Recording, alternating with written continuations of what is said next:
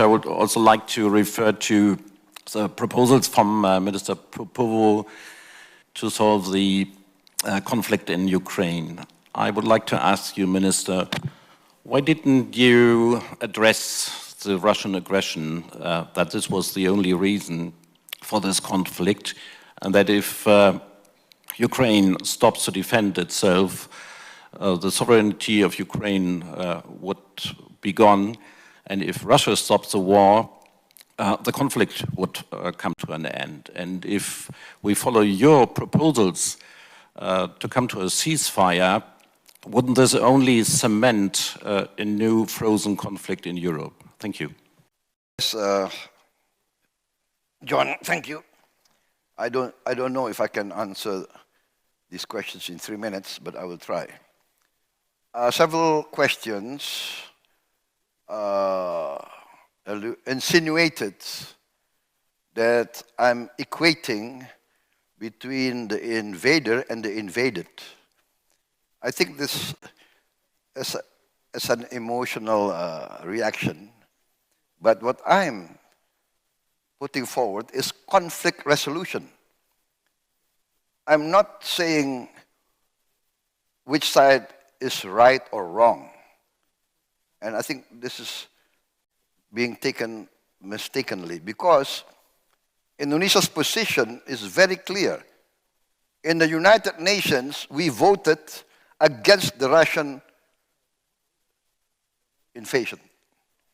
We voted. You can check our voting record. We are not talking about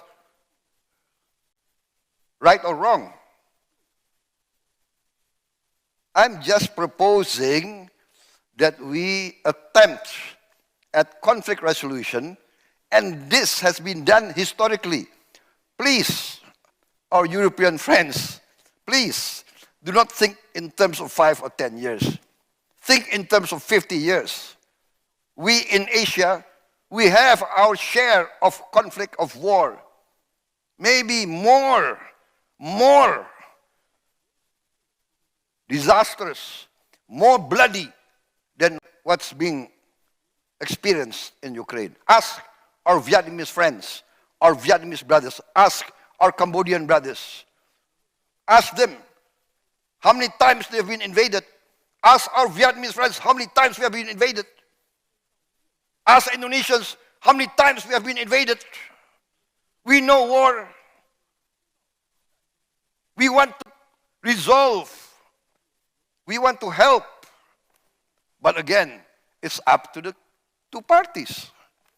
What is the United Nations for, if not for conflict resolution? Why is a proposal for a demilitarized zone so taken as if it's not rational? We have a demilitarized zone in Korea. We had a demilitarized zone between North and South Vietnam. We had a demilitarized zone in the Sinai. We have now United States monitoring force in many countries. There are conflicts not only in Europe. There are violations of sovereignty not only in Europe. Ask our brothers in the Middle East. Ask the Africans. Ask the people of the Democratic Republic of Congo. How many countries invaded them? There are United Nations forces in the Congo. So what I'm proposing is how we try to resolve this conflict by respecting the United Nations. That's all. I'm not equating aggression with the aggressors. Please understand, we in this part of the world, we have been victims of aggression many, many times. I think that's my answer. And for Myanmar, very clear that ASEAN has not accepted the authoritarian and the